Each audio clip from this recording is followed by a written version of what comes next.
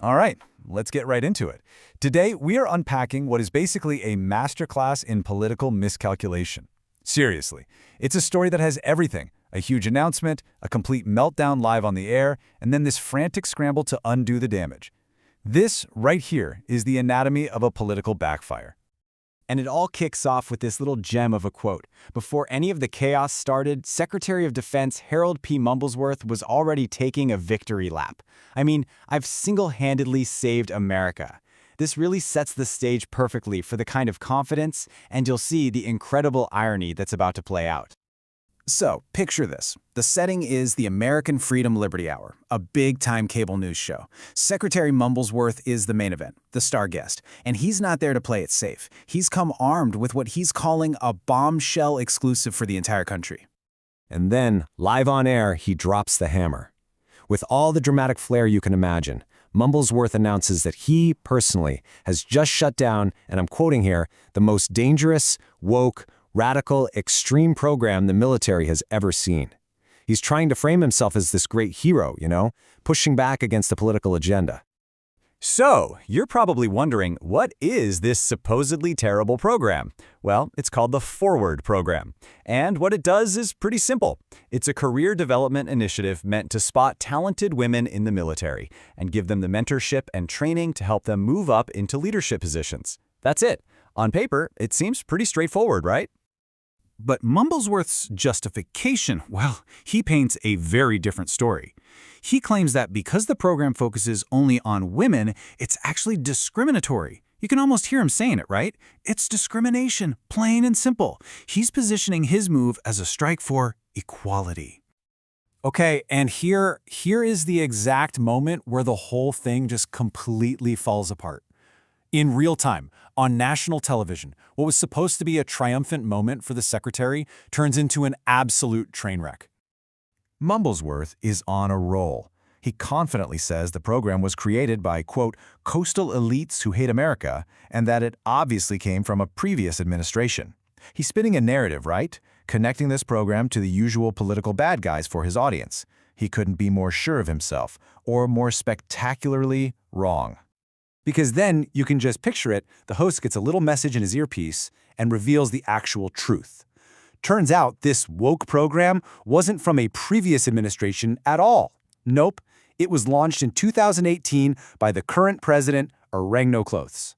And the idea didn't come from coastal elites, it was suggested by his very own daughter, Evangelion. Ouch. And just to pour a little more salt on that wound, the host reads a direct quote from President Orangnocloths himself from when the program launched. He called it tremendous and the best. So in just a few seconds, Mumblesworth went from attacking a political enemy to attacking his own boss's and his boss's daughter's favorite project. The backpedaling is just instantaneous and dripping with panic. Mumblesworth starts insisting it was all a misunderstanding. Oh no, he didn't cancel the program, he enhanced it. Yes, that's the ticket. It was just, temporarily suspended for upgrades. It's an absolutely desperate attempt to rewrite what just happened 2 minutes ago. And then, the whole scene just dives headfirst into pure absurdity. Totally overwhelmed, Mumblesworth decides he needs to make an urgent, highly classified phone call, right there on set. He pulls out a device, which the host has to gently point out is a calculator. The secretary insists it's a secure line and even starts making static noises with his mouth. The unraveling is absolute. Now, if you think the on-air disaster was the end of it, you'd be wrong. That was just the beginning.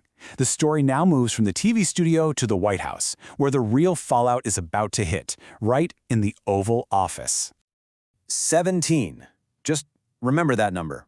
17. That is how many furious phone calls President Orangnocloths got from his daughter, Evangeline, right after she watched Secretary Mumblesworth kill her favorite program on live TV. That one number is what turned this from a political gaffe into a very, very personal problem for the president. See, for the president, this wasn't just about some random government policy anymore. As he apparently told Mumblesworth, this was his daughter's program. It was her passion project. They even put it on the family Christmas card. Suddenly, the stakes are so much higher. So, backed into a corner, Mumblesworth comes up with this, well, it's a truly wild 3-step plan for damage control. Step 1. Rebrand the entire mess as an elaborate sting operation to expose who is against the program. Step 2. Take down the names of everyone who cheered when it was canceled. And Step 3, the grand finale, announce that they're not just saving the program, they're going to double its funding. So where's the money for this sudden doubling of the budget going to come from? Well, Mumblesworth's brilliant solution is to just slash the budget for the Pentagon's cybersecurity firewalls. And his logic? Get this. He literally said, who's going to hack the Pentagon? You really can't make this stuff up. He's solving one crisis by just teeing up a whole new one. Which brings us to the final act of this crazy saga. The damage control plan gets rolled out, and it all leads to a resolution that is just as ironic as it is hard to believe. So let's recap the results. The official public story is now that this was a genius sting operation.